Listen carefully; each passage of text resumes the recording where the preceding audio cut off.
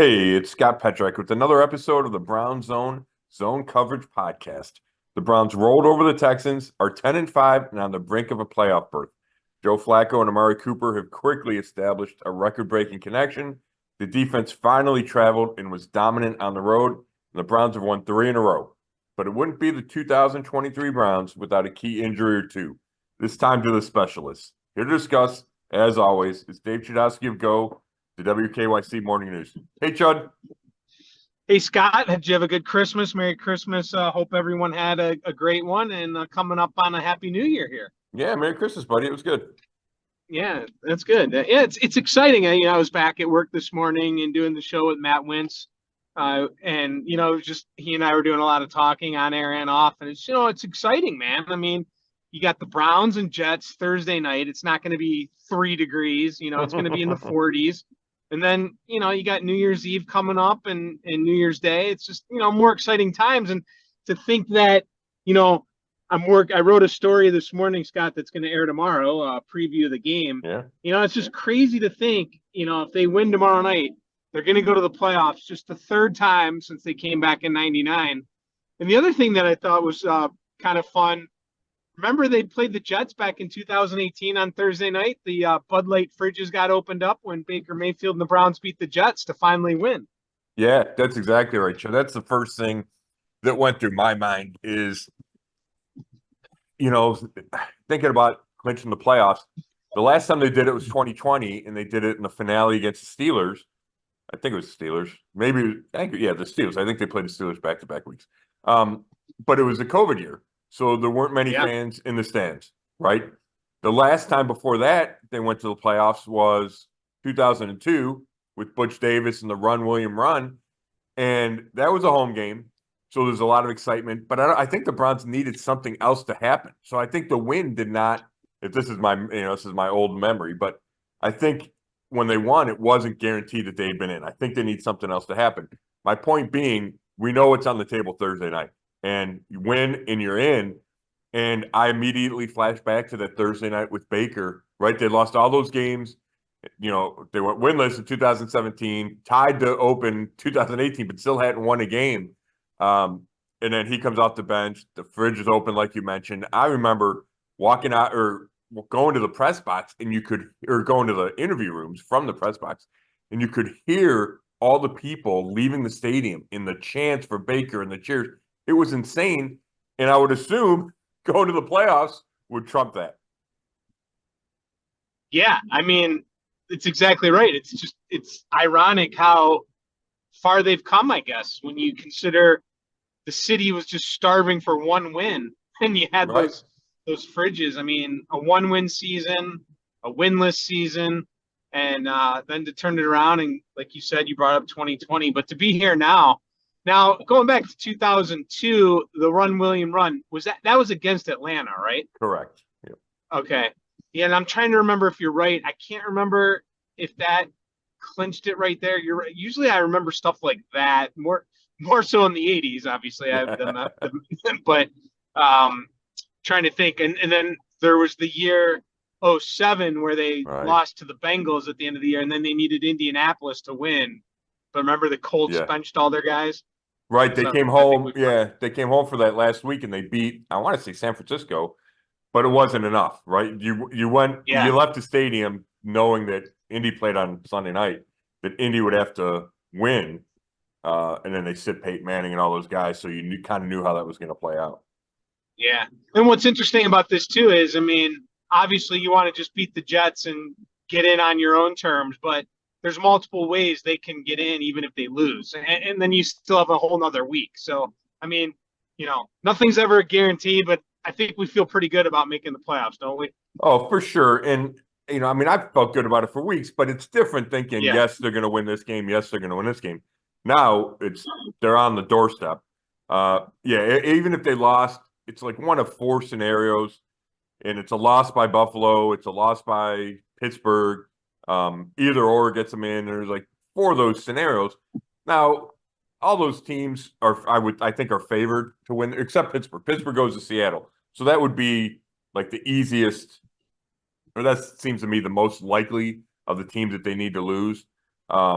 but we've seen, you never know in this league. Anybody can lose to anybody. So, yes, the odds are really good if they go to the playoffs.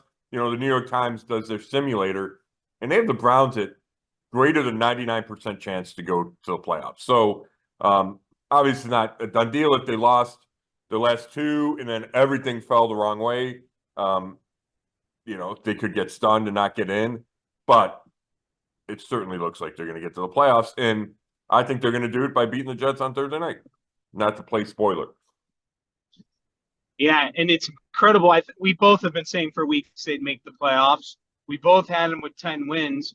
I did not think they could win the division, and I still think that's going to be tough because, Sure, the Ravens with that big win. But what I did not see coming, Scott, was the potential to win 12 games. And you win your last two, you win 12. And I remember saying a few weeks ago I was sticking with 10, but could see a scenario where they'd win 11. So I felt like 11 was possible. But are you kind of surprised? I mean, they have a chance to win 12. we're right. I mean, you go week by week, and we've talked about playing that schedule game, but Jacksonville was going to be a hard game, right? The Bears had played better, and that comes down to the wire, but they win that one. They beat Jacksonville, even with Trevor Lawrence playing 6 days after that ankle injury. Then they go on the road, and C.J. Stroud didn't play, and that made a huge difference for the Texans. But the Texans are 8-7, right? They're in this playoff hunt, just like the Browns are. They've been good this year, and the Browns go down there and get a win that, when the week started, they weren't favored. And when the week ended, they were a 2.5-point favorite. So it's not like they were favored to blow them out. I think the Browns, the fact that they keep winning these games, stringing these wins, right, 3 in a row, I did not expect. I thought there'd be bumps in the road. I know Joe Flacco's played great, but I don't know if you could have expected him to go 3-1 as a starter, right, and throw for almost 1,000 yards in these starts. Or he's thrown for more than 1,000 now in these starts, right? So, it's really amazing the run that they're on. And it starts with Flacco, it continues with Amari Cooper, and then the defense, right? I mentioned in the opening about the defense going on the road finally, and you've talked about that over and over, Chud. Right, you got to show that you can do it on the road. And they went down to Houston, and the defense was dominant. I know Houston winds up with 22 points, 7 are on a kickoff return, and the other 2 touchdowns came when the starters were on the bench because they thought the game was out of hand, right, in hand, under control. So I was talking to Martin Emerson Jr., the corner, yesterday, and he's like, yeah, I think when the starters were in, they didn't get past the 46-yard line. So that shows you it's a dominant defensive performance we've seen at home, traveled, which is going to be necessary, possibly in the finale, which may or may not mean anything to the Browns. They could wind up resting people in that game, depending on if the Ravens win and if the division's off the table, maybe you have the 5th seed locked up. But certainly when you get to the playoffs, if you're a wild card, you're going to have to go on the road, and your defense is going to have to travel. And I think that was a really good sign to come out of that Houston game. Yeah, and Flacco, 1,307, 1,307 yards passing, 10 touchdowns, both the most by a Browns quarterback in their first 4 starts. That's unbelievable, man. Right. I mean, think about it. It's crazy. Some of these stats are something, aren't they? Show that. I mean, 300 games in a row, which he's never done in his career. Josh McCown's the only other Browns quarterback to do that. To throw for 350 in back-to-back games, Josh McCown's the only other Browns quarterback to do that. It's unbelievable. What Joe Flacco is doing is unbelievable. Even my wife is getting into it, analyzing it. Remember we talked about that Cooper touchdown a couple weeks ago, or was it last week? The one where he threw it to the spot and that angle was right on. Yeah. Against the Bears. Yeah, against the Bears. And then he did it again with Njoku this past week. She's like, he's just throwing the ball to spots. And I know a lot of quarterbacks and the great ones do that, right? But, he's trusting in his receivers. He's putting it in places. He's finding the tight spot. It's incredible to watch him do this right now at the age of 38. To think, Scott, that he wasn't on a team, hadn't played all year, no training camp. And listen, we all mentioned his name as a possible guy to come in and, help the cause. But yeah. I don't think anyone could have seen this coming. I mean, it is the and Amari Cooper and what's happening with that connection, it's incredible. It is, and we talk to Joe every week, but you know how it is. Joe, there's dozens of reporters trying to get questions in, and there's a limited time. And there's a bunch going on yesterday because it's the only day we were out in Berea this week with the short week and the Thursday night game. But what I want to, and I don't know if he'll answer this or give any kind of good insight, but like, why does he think that nobody signed him? Right? Like, we've talked a lot about him sitting at home and waiting for the call, but why? Why did nobody recognize that he still had this talent?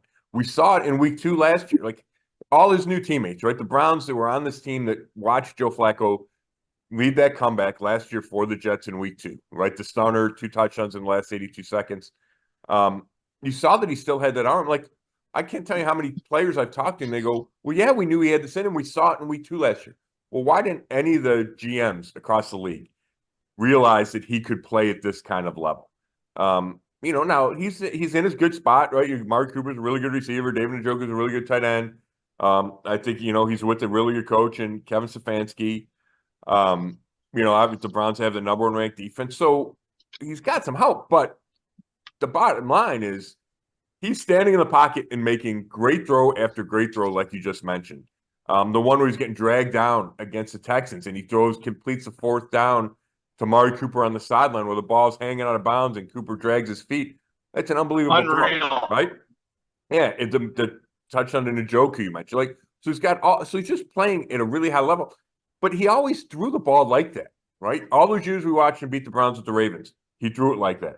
When he won the Super Bowl, he threw it like that. He threw it like that with the Jets last year. So I know his record was really poor over the last couple of years, but the teams he was on weren't good. There's reasons for that. And when you look at the lack of talent at this position, it's just amazing. So I have 2 questions that are unanswered about Joe for me. One, why he thinks nobody signed him, including the Browns, right, until week 13 or whenever they signed him.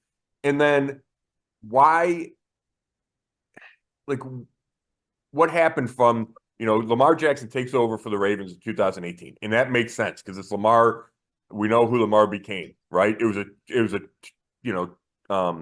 changing of the guard with the Ravens. But then why didn't it work for Joe after that, right? He goes to Denver, and I think he gets hurt. He's in some bad situations. So does he think that's all it was bad situations? Because when he got here, he said he had a lot of football left in his tank, right?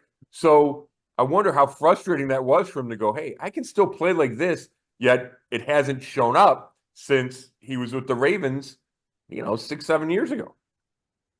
Yeah, I guess a big part of it's got to be the age and just the fact that he didn't win a lot last year.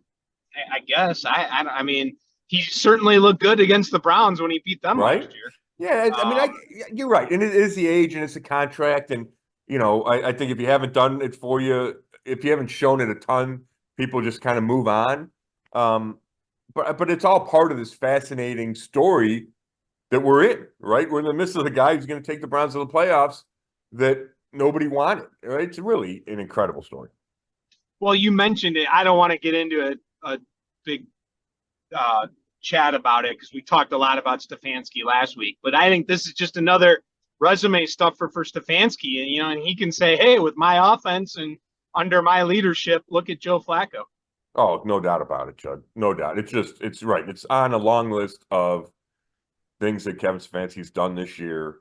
And just real quick, and I wrote about this in my takeaways after the game the other day.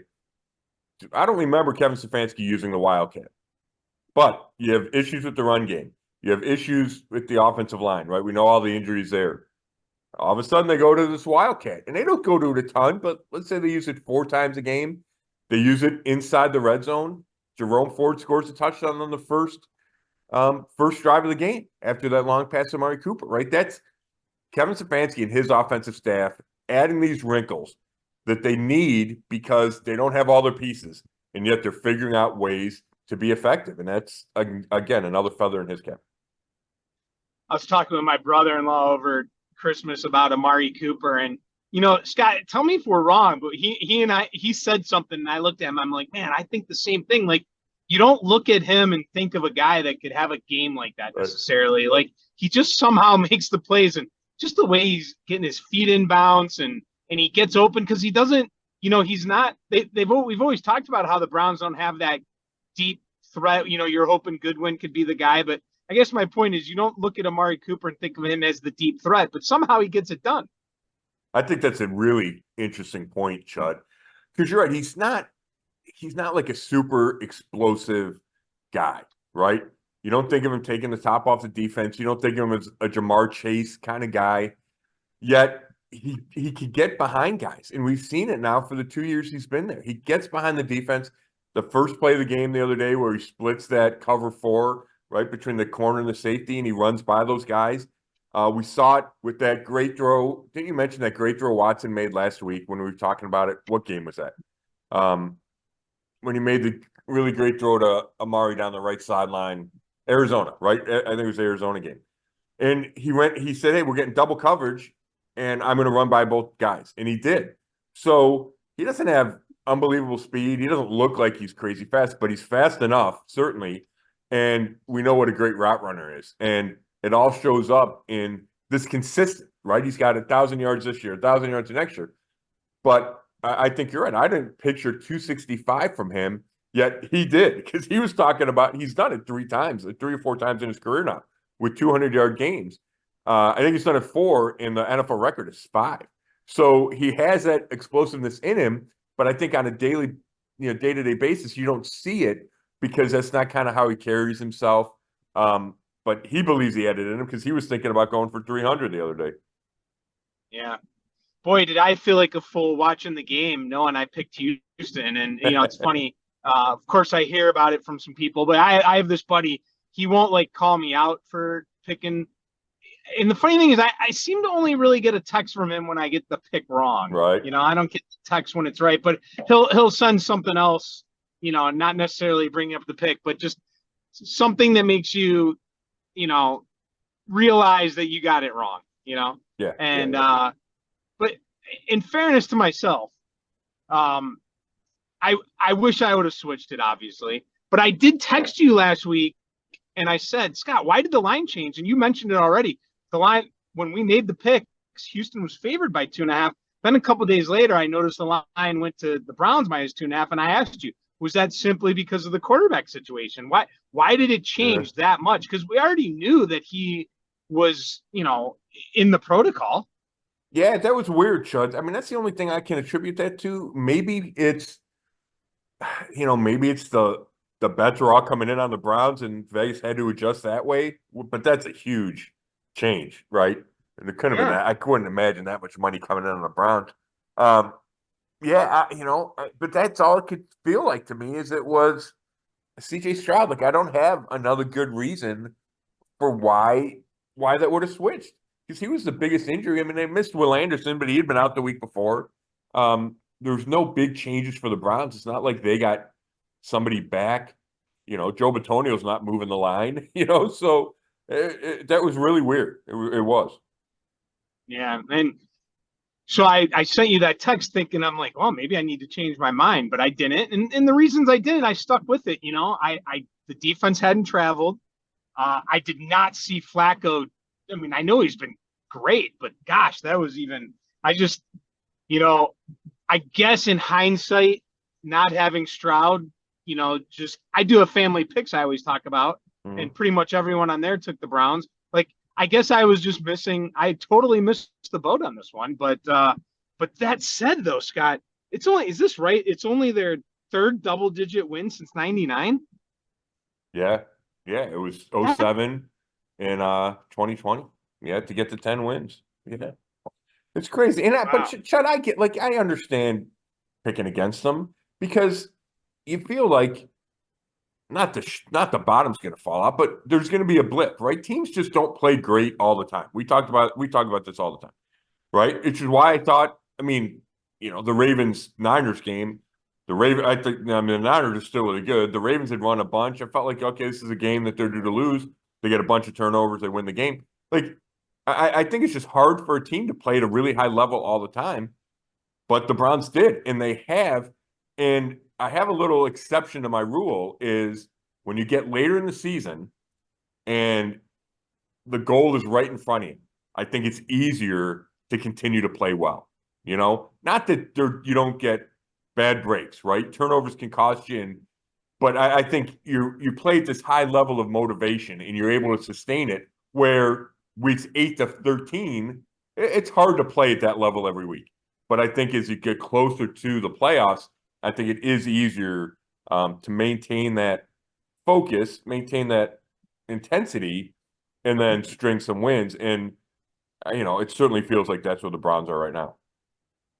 Yeah, and that's what my buddy texts me after, and he just goes, "Let's go Niners." And that's when I knew. I'm like, "Oh no, the jinx is in." I'm like, the Ravens are going to win this game, and boy, how about the Ravens thumping the Niners like that? Yeah, I mean, we know the Ravens are good, right? And they're not perfect. And we saw the Browns go in there and beat them, and they have some issues. They've had some injuries, but they played great against a really good 49ers team. And if the Browns could still win the division, right? If the Browns win the last two and the Ravens lose the last two, the Browns will win the division on a tiebreaker.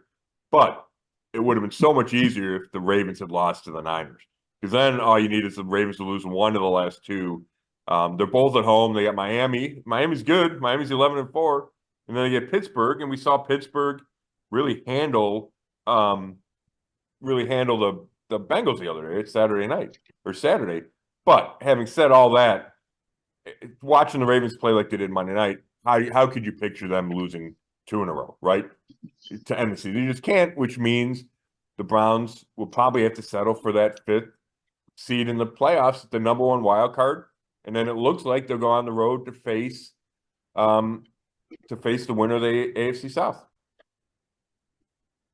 So, Scott, you talk about the 5 seed. Just looking at the AFC playoff picture, really obviously you want the 1 seed in the bye. And if you can catch the Ravens, that would be amazing, right? Mm-hmm. But if you look at this and you can't win a division, the 5 seed is really such a great spot because you avoid all of those teams like Buffalo that are, pretty hot, maybe coming in those other wild card spots. And then you avoid, Miami, and obviously Baltimore's got a bye. I still wouldn't want to face Kansas City, even though they're struggling. Getting that division winner out of the AFC South, you couldn't ask for a better spot. No, you're exactly right. The Browns could be favored, right? Depending on what that matchup is. Going to Jacksonville, going to Indy, going to Houston, because they're all on a tie. Jacksonville, I believe, has a tiebreakers, and they play Carolina this week. But, yeah, I like the Browns. I'm not picking that game now, but I like that matchup way better than going into Arrowhead. I don't care how much the Chiefs are struggling, right? I don't think that's where you want to go to start the playoffs. You mentioned Buffalo, Miami, right? Whoever comes out of the East. So, yeah, I think it's a no-brainer that that's where you'd want to be. Now, we'll know more at the end of this week, right? Have the Browns locked in that 5th spot, that 5th seed? Like, let's assume they win, and let's assume Baltimore wins, right? So it's the best they can do is win that 5th seed, take that 5th seed. Do the Browns, then do they rest people against Cincinnati? Like, those are the kind of things you have to start thinking about.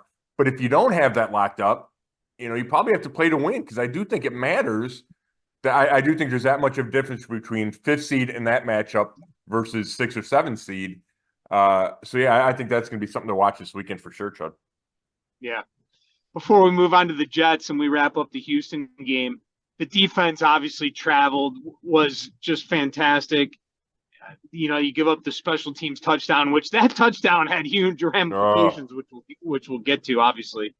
Oh, my gosh. But to wrap up the defense, how much of that, though, was the fact that it was Case Keenum? If it's Stroud, how much of a different story is it? Are we talking about a totally different scenario, or do you think the Browns defense was so good or could have done that against Stroud? I don't think it would have looked the same, but I think it still would have looked really good. They got pressure on Keenum and then Davis Mills when he was in there.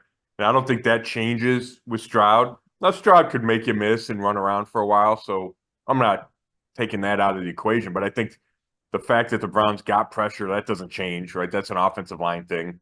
I like the Browns cover guys. Martin Emerson had the 3 penalties, and he thought the 1 illegal contact was the right call, where he didn't make contact until well down the field. He said he kind of stopped moving his feet, and I think it was Nico Collins, did a good job getting up on him, and there's a penalty there. He also got 2 holds, which they look legit to me. He didn't think they were. But besides that, I mean, the coverage was really good. Greg Newsome had a big breakup. Denzel Ward's back. Now, Denzel Ward was still coming off the bench, at least to start the game when Emerson was out there, because Emerson left he left at halftime, but he said yesterday that he's fine. My point is, I think the pass rush was good enough, and I think the coverage is good enough that it wouldn't have had an impact on the outcome of the game. Maybe the Texans put together a touchdown drive, right, against the Browns starting defense. I'm not ruling that out. But I think the defense just played at a really high level regardless. Yeah, no question. It was incredible to watch the Browns defense just get to Keenum. I mean, they just I forget the word you just used, but I mean, like, he had no time. I mean, they just destroyed the offensive line and in getting in there with the multiple people as quickly as they did. And then on the other side, and you mentioned this earlier, it was incredible to watch Flacco get out of trouble so many times. Huge difference in that game. Yeah, and that's one of the underrated things about Flacco, or the unexpected and underrated, because I didn't know at 38 he would still have that movement ability. He was never great, and we've talked about this. Again, when he was at Baltimore, it never was like, oh, he's going to beat you with his legs. And even Big Ben. Remember when Big Ben was a big guy, but he would get out early in his career, he'd get outside, he'd run a little bit, he'd break tackles. Yeah. Like, I don't remember Flacco doing that. But this year with the Browns, he's sliding in the pocket enough. He's, guys are hanging on to him, and he makes that throw to Cooper. He can escape. They can roll him. And that's really been important for how the Browns have operated, for those moving pockets. The 75-yard touchdown to Cooper was a play action roll left. You have to have some athletic ability to do that. And, the Browns still have better backup tackles, right? Jaron Christian at left tackle and James Hudson the third at right tackle. So you have to be able to give them a break. And when they struggle, still make a play. And Flacco's been able to do that. And you mentioned the pressure on Keenum. I just wanted to say, I think TV kept saying that Myles Garrett didn't have any pressures. I don't know. That's not a really official stat anyway. I know he didn't have a sack for a 5th straight game. But I thought, Chud, and I've only rewatched the first half, Laramie Tunsil was a left tackle for the Texans, and everybody raves about him, especially in pass protection.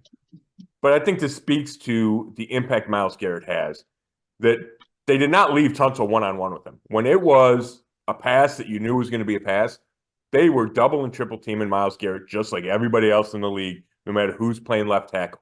So they did not say, okay, we're going to put, like Joe Thomas would probably one-on-one, right, with whoever the pass rusher was. They did not do that with Laramie Tunsil because Myles Garrett is that good. And I think it paid off with Zadarius Smith getting 2 sacks and Alex Wright getting a sack, right? Like, it certainly preoccupied the offensive line and left openings for the other guys. Yeah, no question. Another thing too, man, the Texans secondary certainly can be beat. Not impressed at all with them. I think I kind of overlooked that in the pregame analogy. Excuse me. Yeah, that's a good point. They were dealing with some injuries, but their coverage scheme was not great. So the one thing that we have to obviously get to now is the special teams, the kickoff return. Unfortunately, as far as the game went, they were able to keep their composure, and that didn't. You know what I'm going to say real quick before I get to that? Didn't you feel like after the Browns went up 7-0, didn't you get a feeling like it was going to go the way it did? Yeah, I certainly think so. And I kept waiting for that second score. Like, 7-0, it felt like the Browns were going to win the game, but it's like, okay, that's not enough. Obviously, one big play changes things. But once you get a 14-0, it's like, okay, but then they got that big kick return, but then the Browns were able to make it 22-7, right? Like, so it never felt in danger, and they always felt in control. And that part of that's just how the game started, right? With that 53-yard completion to Amari Cooper. But I was waiting for that second one, but they were real patient. And then when they finally got the second one, then they took off from there. Yeah.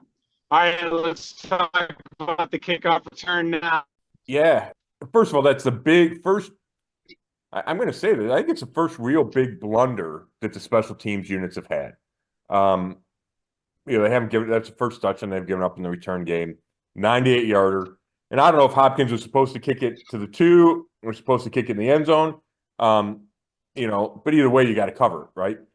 Even if you're thinking it's going to be touchback, you got to go cover it. And then it felt like they had a lot of guys get caught on the left side, and Dameon Pierce just runs up the middle. And, you can see it on TV, the replay, that Tanner McAllister, the safety, the undrafted rookie safety, gets elevated from the practice squad for the game because of the injuries on defense and special teams. He's right in the middle, and he can't get off the block. And once Pierce gets by that one block, then he's gone. He splits that seam. You get all those guys trapped on the left side of the kick coverage, and then Dustin Hopkins tries to chase him down. And you got to respect the effort, and you would want your guys to hustle. Having said that, you talk about a couple instances where you don't want your guy to get where one play isn't as important as having your guy healthy, and that's one of them. That you don't want to lose your kicker, and the Browns have lost the kicker. They've lost the kicker who's probably the best kicker in the league this year. He's not going to kick this week. Kevin Stefanski calls him week to week, which, that's rarely a 1 week injury, which means he's probably going to miss the last 2 games of the regular season. And then Stefanski said he didn't know if he'd be able to kick in the postseason. And that's huge for how Dustin Hopkins has transformed this team, how he's given Stefanski the ability to kick the long field goals. We know he's 8 for 8, over 50 yards. And, they bring in Riley Patterson, who's kicked, and he kicked this year for Detroit. He just got cut a week ago. So he's got the reps and he's got the experience and he can come in, but he doesn't have the same season that Dustin Hopkins is having, right? So that's huge. And, in hindsight, I think Hopkins would have been better off. So the guy's gone. I'm not going to catch him. It's not like he avoided a tackle. He's trying to chase the guy that's faster than him down the sideline, or, and he may be at a little bit of an angle, but you get what I'm saying. So it's huge. Now, the hope is it's his left hamstring. It's the non-kicking one. Hopefully that heals quickly enough. He can come back for the playoffs and be the same guy. But it's certainly concerning. And yet on top of that, because Hopkins wasn't kicking, right after that he didn't kick. And he told reporters after the game in Houston that he kind of shut it down, right? Last year he had a hamstring injury, the right hamstring, when he's with the Chargers, and he kept kicking, and then it got worse and he had to go on IR. So maybe he shut this one down quicker. Maybe that allows him to come back sooner. But the fact that he shut it down, so no extra points, right? They go for 2 the rest of the game. They no field goals, so they got to go for it on 4th down a bunch. And they had success in both categories. But then when they did score it, they got to kick off. So you go with your punter, Corey Bojorquez, and because it's a different motion than punting, he injures a quad. And he didn't kick off at the end. They went to safety. DeAnthony Bell wound up kicking off for the last kickoff. Bojorquez did not punt in practice Tuesday. We'll get the official. We're taping this Wednesday early afternoon. We'll get the official injury report later. But he's certainly questionable and or out for the game. So they signed Matt Hack to the practice squad. So you're going to have the likelihood is you're going to have new kicker, new punter for Thursday night. So that was like this bad domino of a bad domino of things that happened there, series of events.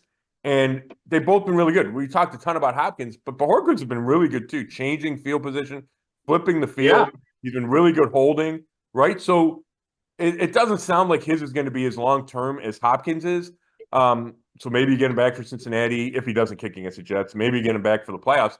But that was a tough one. And it just feels like it fits in the season. But that was like the one area that hadn't been affected, right? You got your offense gets hurt, your defense gets hurt, and now your good special teams have at least 1, possibly 2 critical injuries. Incredible how injuries have just taken a toll this year, but it's amazing that they've been able to, keep going even with all the injuries they sustained. But this is a big one. We've talked about giving Andrew Berry and the Browns credit for realizing their mistake at kicker and getting Hopkins in there. Now, I wouldn't go as far to call Hopkins the MVP of the team. With some of the guys that you have on this team, but boy, he's up there in the conversation. Oh, he certainly is. He certainly is. And it's tough, and I probably sound kicker biased, I have a bias against kickers. I got a hard time giving it to a kicker most years. I know, we vote for Player of the Year locally, and I know we gave it to Phil Dawson at least once. But those are some bad teams, and he was like the bright spot on a bad team. And so I think Hopkins would deserve discussion, but I couldn't do it. Like I couldn't vote for Hopkins over Myles Garrett, right? Like I just think Myles Garrett has had too big of an impact. The season Amari Cooper said, even David Njoku, I'd probably go higher. But he's had an unbelievable impact on this team. And I talked about how it changes. I think it's changed Kevin Stefanski's kind of philosophy and how he coaches a game just because he's been so good. He's been so reliable, especially from long distance. You see fewer going for it on 4th and 2 from the 35, right? Because, we can take 3 points because the guy's going to make it. And that probably changes. That probably changes without Hopkins in the lineup. Yeah, no question. Oh, Dorian Thompson-Robinson, DTR. We got to hit on that. Yeah. He's on the IR. And I mean, listen, this isn't like one of those where you're like, all right, this ends the season for the Browns. But this is a big injury because now you got to go back to PJ Walker if anything happens to Flacco. And plus you take away DTR from, they were still using him here and there.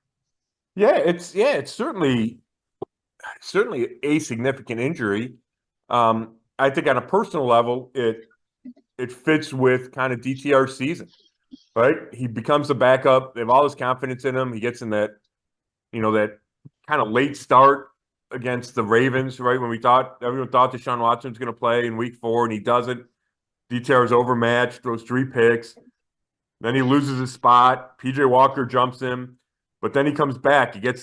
When Watson's out for the year, he comes back. He beats Pittsburgh with that game-winning field goal drive. Then he gets hurt in Denver. So he hasn't been able to sustain any momentum here.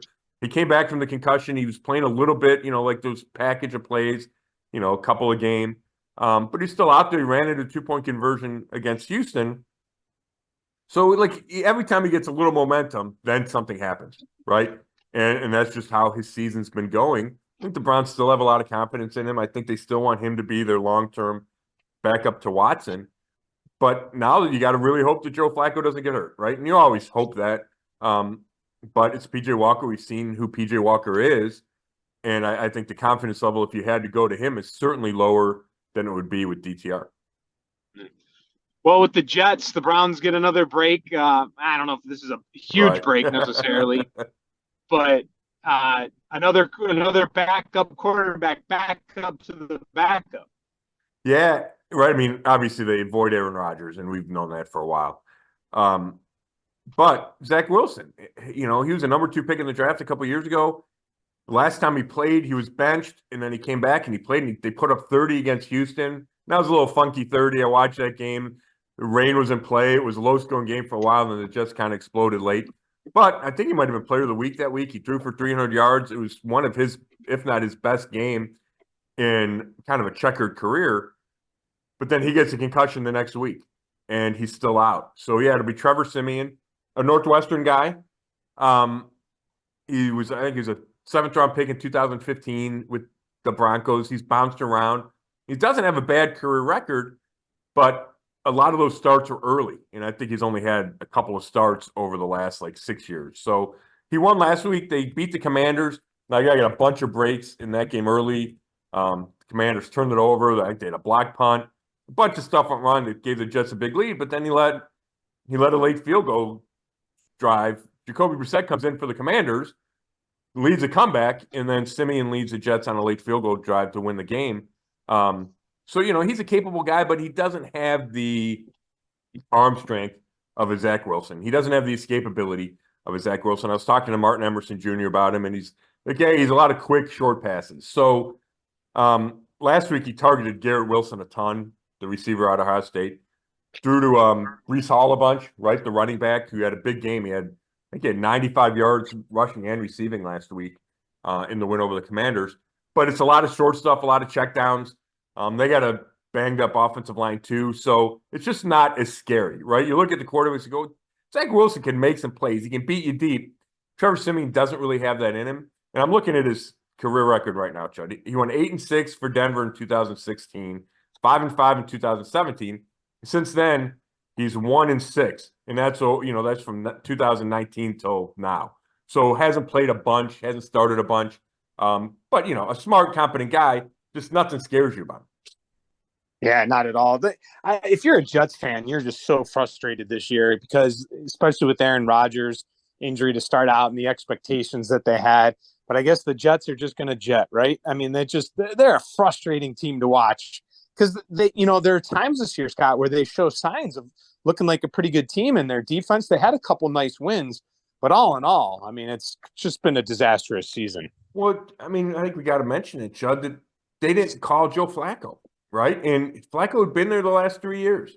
And Aaron Rodgers gets hurt, and they had Zach Wilson, they had Tim Boyle. They go get Simeon, and Flacco was there. And, Robert Saleh talked about it yesterday and said they love Joe Flacco, but they had a plan, and, they liked their plan.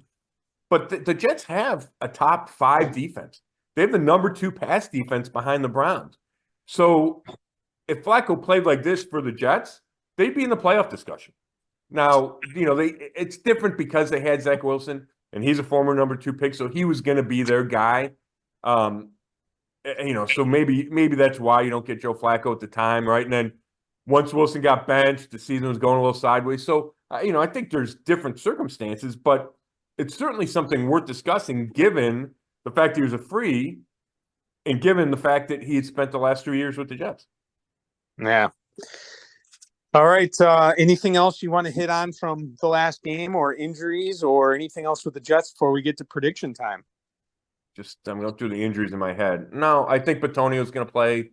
He made it through that Texans game. Although, real quick, did you happen to notice when you were watching the game, there was a play early when he's engaged in I don't know if it's D end or D tackle, like just lights him up. He's engaged with somebody else, and the defensive tackle just, instead of going to the quarterback, just destroys Bitonio, and he falls on his back, and he said it jolted his back, which has been bugging him.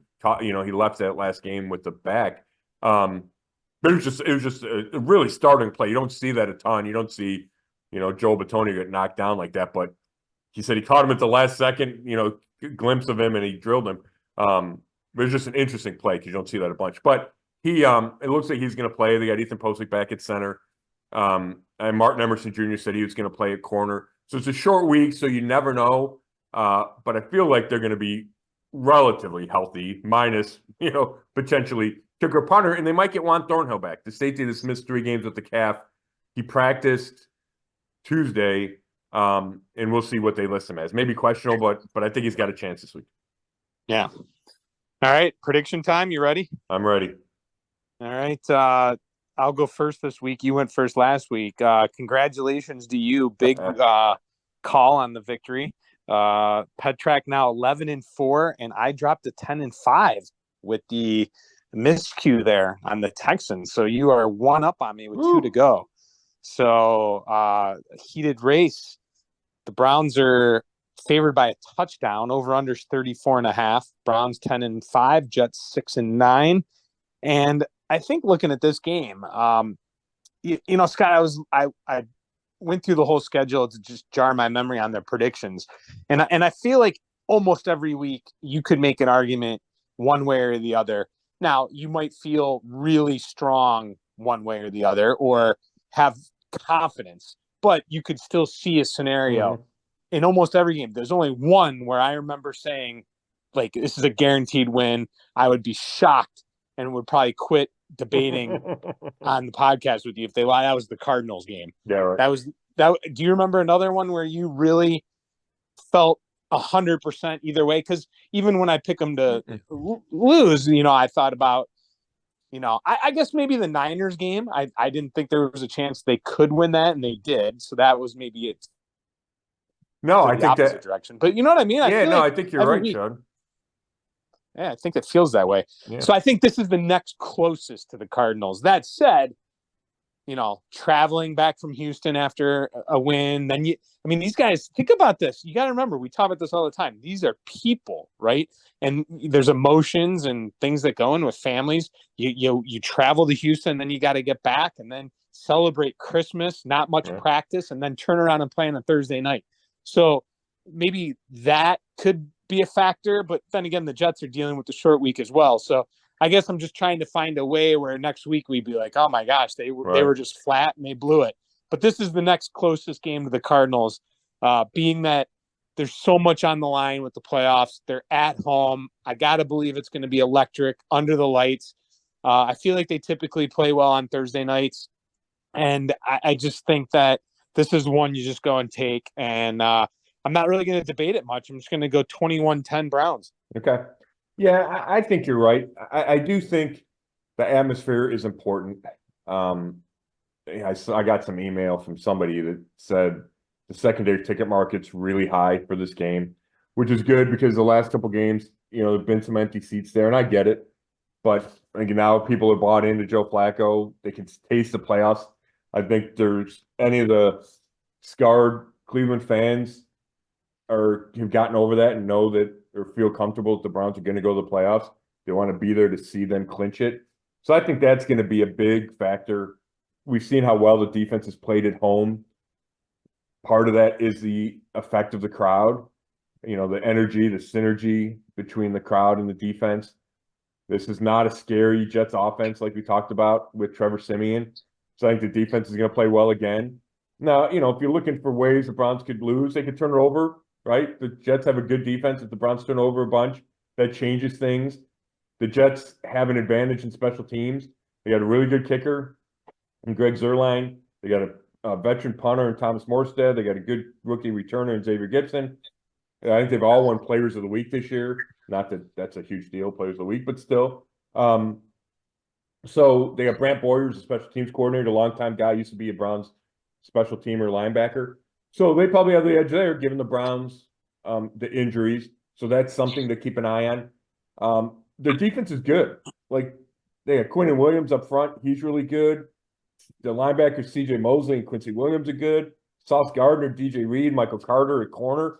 Like, they have some players on defense. So the Browns can't afford to turn the ball over. I think they make enough plays. I think Joe Flacco still, can still throw it against good corners. They got good. The Browns have Amari Cooper and David Njoku. But could it be a sloppy slugfest for a while with both defenses and trading punts? Turns into a field position game. I could see that, but I just think the Browns are better. I think they have the momentum. They have the home crowd. I got Browns 24-13. 24-13, 21-10. So we're pretty close. Yeah, right. I just decided not to go with a number where you'd have a field goal. I figured Flacco, I didn't think about that, buddy. Yeah, I just figured I'd go Flacco 3 touchdowns.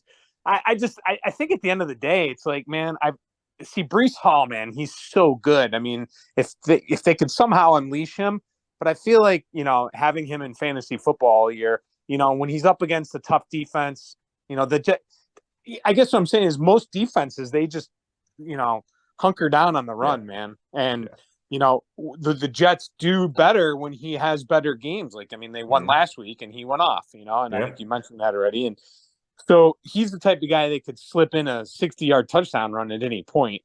But I feel like the Browns are going to key on him, and I just back at home. Hey, if this game's in New York, I might have a different feeling about some of these things. But I do agree with you. Like I said, this is why I'm saying it's such a disappointment to be a Jets fan, because this team, gosh, you make a good point. If they had Flacco, they could be a playoff team. They have the talent and the defense to definitely be there. So that's why it's frustrating. So I don't want anyone to feel like I'm saying this is like a gimme win, but I just feel like this is the next closest thing to the Cardinals game, where if they lose the next week, I'd be like, man, they really blew that. Yeah. I can't believe they gave up a chance to clinch a playoff berth on their home field, and again, they could still clinch with a loss, but you know what I'm getting at. I do. In their own hands. Let's just take it and have a celebration in the locker room and get into the playoffs. Yeah, I agree with all that, Chud.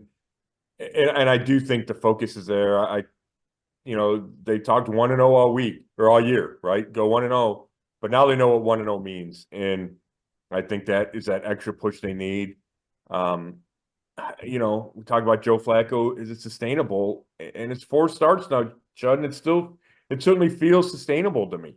And I don't think that's changing this week. I mean, it could be a little bumpier this week. Maybe he doesn't throw for 250. I think I saw a stat about the Jets don't give up a bunch of it's been a while since they've given up a 250-yard passer, I think.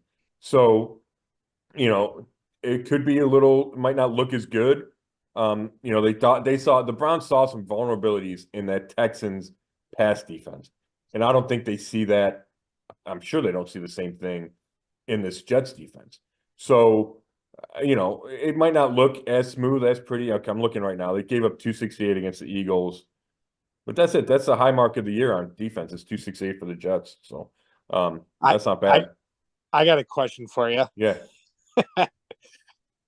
What if Deshaun Watson was set to return this week from injury and he could come back? Would you? Oh my gosh, Judd.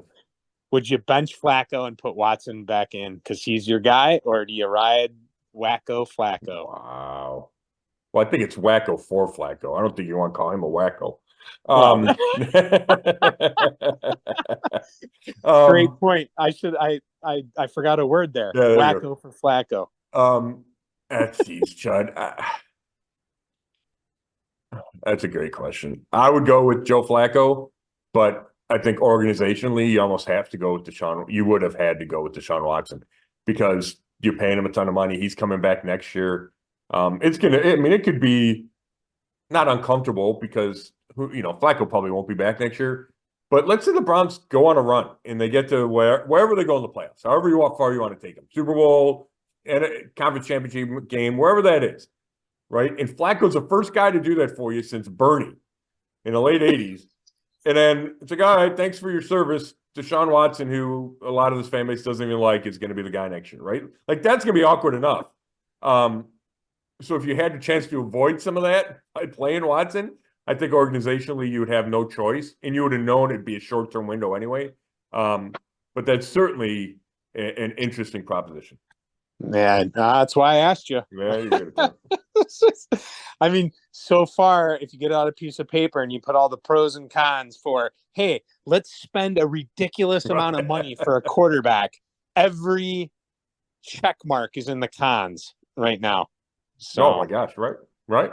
We'll see. It hasn't entirely played out, but right now, you're right. And I don't want to belabor this, but real quick, I've been thinking about the quarterback impact, right? And Flacco's obviously had a huge impact, but he's also, like we talked about, he's supported by some talent on offense.